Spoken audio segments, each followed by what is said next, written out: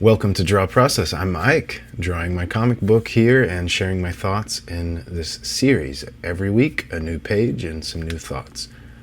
And this is page 10 of First Sun and Sword, issue number 3. And here's the finished page so you can see what I'll be creating. And we have the heroes waking up, they hear a scream. Them and the villagers are rushing to the scene to help. People are being constricted and maybe even drug off by these snakes. And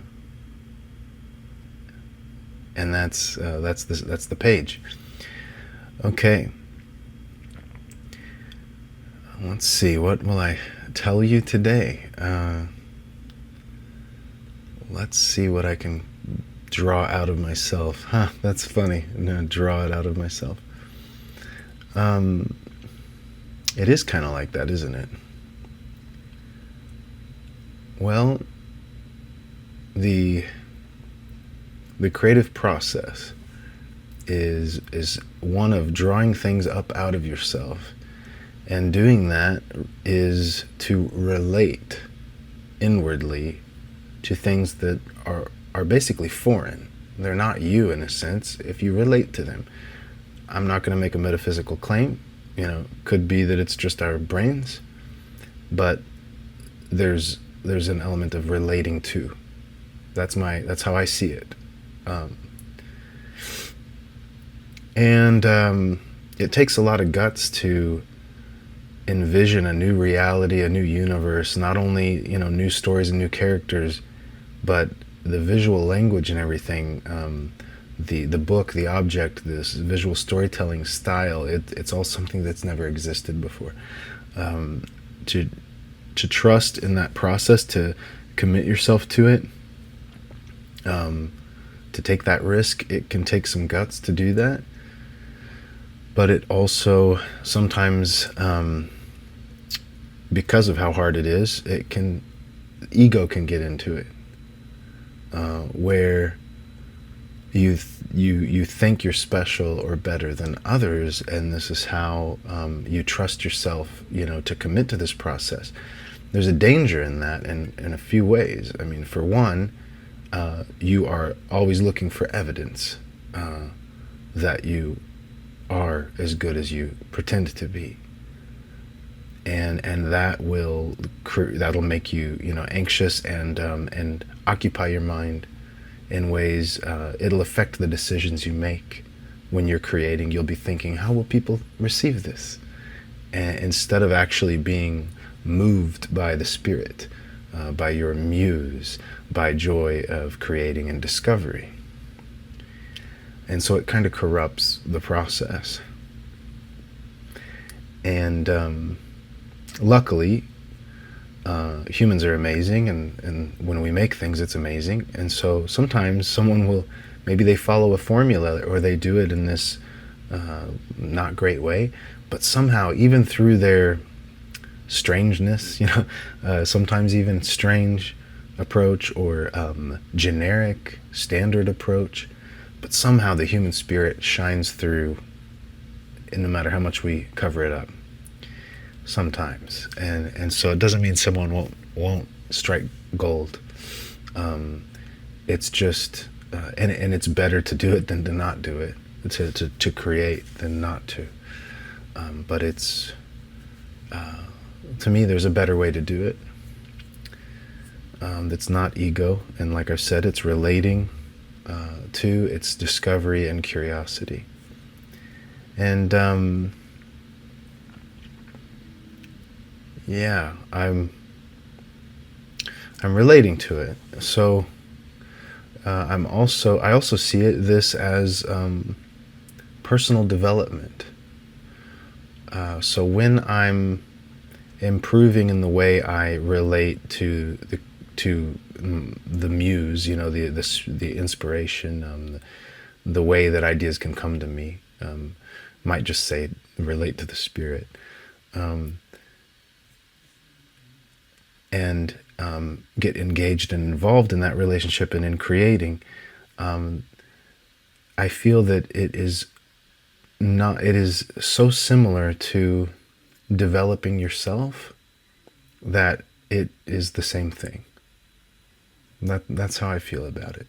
That the process of creating, of being an artist, is to be a human being, is to develop as a human being. And maybe it's because all roads lead back to your own development, if you take it far enough. But the to write better stories, to be more imaginative and creative, and to say things and show things that are beautiful and surprising and deep. I I want I feel that I kind of have to become more deep. I have to make contact with things that are deep. And yeah, so the more I think about, the more I change in how I approach relationships and life and my emotions, the more that I feel that that I see how it affects the way that I view stories and characters and the things I would want to say and convey in stories.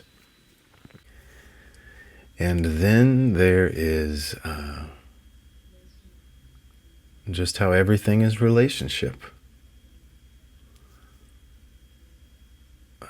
It's quite different than the ego path. It's all an opportunity to relate and explore. We owe everything, down this line of thinking. We owe everything to our parents, to the people in our life that had an impact on us, to the environment itself and the food that we eat. And so it's not about me, it's about connecting and relating, exploring a new relationship, a new landscape, ecology. And guided by curiosity and I guess love. Maybe it's all love in the end.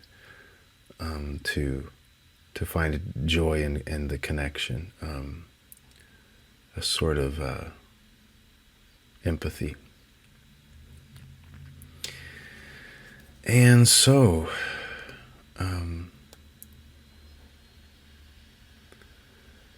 I know I've talked about attention, putting a lot of attention on your work, the focus. And so if you draw mindlessly, that works. That works if your style is fully refined. If you're gonna get perfectly tight pencils and then ink, and you maybe you can kind of zone out. You don't want to do too much of that, I would say. I don't want to, though. I know that I do not want to zone out. I want to be present and attentive to what I'm doing. It is the attention that is the evidence that you're relating to something. If you can do it mindlessly, you're not relating. I think that's fair to say. And so to bring more attention to what you draw is also way more fun. When I draw, here I drew, son's face in the background. If I'm finding his face, because it's there, and his expression and his inner world, and I'm just letting it be conveyed to me over the 1 minute it took to draw it, that's a minute well spent. It's rich, it's full, it's alive. It's not that the story plays out like a movie for me while I draw it, but it's like it's alive. It's more than a movie. It's there. And that creates a rich experience. It's quite enjoyable to sit and draw for hours. If it's not, change how you're doing it. And it's possible that by focusing my attention to the degree that I do that, it can it at least creates the possibility of that being conveyed to a reader, to the which is the idea of creating this, is it becomes an experience that someone can step into, and step into my mind in a way. But again, it's not me; it's what I related to. So I get to have an experience and convey an experience to somebody else, and it may not be the same as the one I had, obviously not. But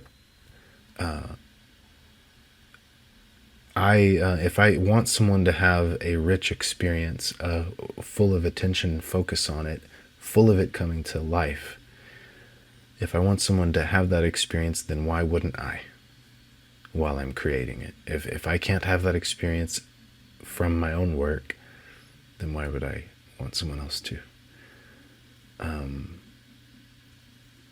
To me, that, you take that to the extreme, that's what AI spits out. You take all the heart out of it, right? Not interested there. You'll notice as I'm hatching in on this panel, I'm moving around a bit, and I'm trying to decide how much kind of texture, and also the darkness, the weight of the lines, thickness of the lines. I'm playing with all of that to get a finished image that conveys depth. We definitely have the sense of like foreground and background elements. The hut they're hopping out of, and they themselves are on one physical plane, the foreground plane, and then you have everything in the background that appears more flat, appears more of a texture. That's debatable how much depth I'm conveying, but there is depth in the sense of some huts are smaller than others. So this is the perspective in the drawing. But I'm not going to continue to convey depth via line weight and texture and line style. When it comes to the line weight and the style and so on, it's not like an infinite spectrum of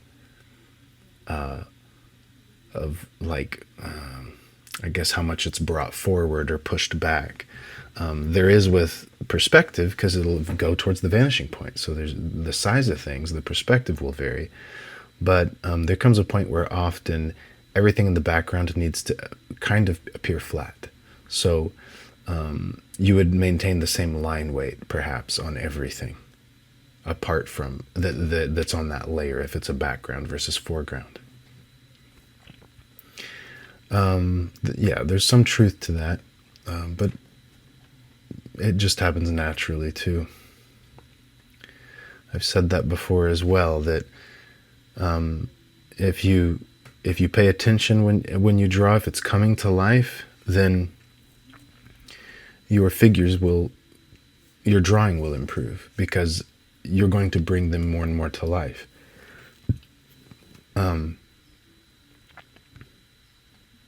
Yeah, it will. It may not get more detailed, but you will improve over time. It's not that I'm opposed to studying anatomy and improving in your drawing skill. That can be something to interact with, relate to, is just the endeavor of growth in skill, and seeing how other artists are doing it and letting that inspire you. That's an experience in itself. But that is different than the experience of creating comic books. That experience you have to do, you should do, I think, yourself. It's an experience between you and what you're creating at that point.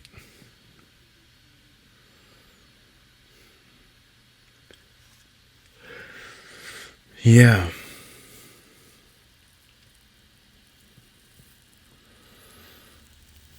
So, yeah, when I imagine, would I get bored of creating comics?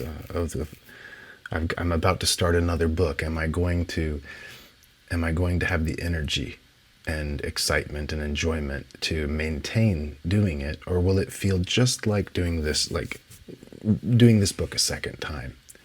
Obviously, if I had to sit down and redo this book entirely and try to make it the same, especially then, that would be incredibly boring.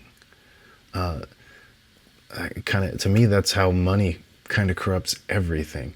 That we have to make money from what we do, that we buy into that. Yeah, if I would think, okay, I'm getting paid, so I have to regurgitate this whole book. But apart from the motivation of money, there's no spirit there. There's no curiosity and enjoyment. It's boredom. It's soulless. It's AI almost, right? So, if I was paid to sit down and redo this, maybe I would, because we live in that world where you need money, but it would also be horrible for me. So I couldn't sit and reproduce this book. But to sit and make another one, why should it be the same? Why should it be the same book over again, right? If it is, then what am I doing? What am I relating to? What's my reason for doing it? But when I allow myself to explore, what story could I tell next? As ideas come to me, I'll move towards them and I'll let them unfold, and I'll start to, put some of them down and piece them together into a story. And if it's not inspiring me, then I just keep moving along until I'm on a path. But as I do that, I will end up in a place where I'm excited to make the book. If I do it right, if I continue on that path, then it will not be boring just having to redraw this book. It'll be doing something completely new. It'll still be drawing a book, but it will be completely new. And that's the answer to boredom with your work, I think. Is if you're bored of it, then maybe ask yourself, when did I sell out? When did I stop paying attention, stop relating to something, and started just trying to produce something, manage something, control something.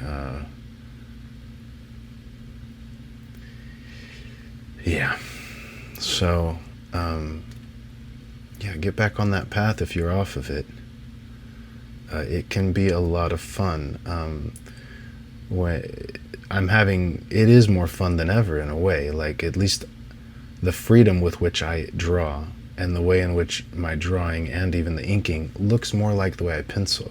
It just feels very natural at this point. It's really fun. It's really nice to be able to do that. So you do get better. You get more comfortable. And there's some truth to that you're just freeing up. As you get better at something, your brain automates more of it. And that frees up your brain to engage in more. So that'd be another way of putting it. It would be a mistake to, once you start to automate things and they get boring, and to think, okay, so now I'll just mentally check out while I do it. It's like, no, that freed up capacity is so that you can apply even more attention to what you're doing, and then you'll grow to an even new level, and then you'll automate those processes and free up more of your capacity for new processes. And here's the finished page. So that's the talk for today. Thanks for joining me on this journey. You can view the webcomic, which will be caught up to at least this page, or you can read the whole thing in a PDF or physical book if you want to purchase those in my store at Ike Comics. And if you want to interact more, then you might want to sign up for my email list, and also at cleverkaiju.com if you're an artist. Clever Kaiju is the community where I am involved in meetings. Sometimes they're in-person events, but I'm looking at a season where I'm going to be back to virtual meetings, and I think running a class. I think I'm going to teach a class there too. So you might want to plug in there. And I'll see you next week.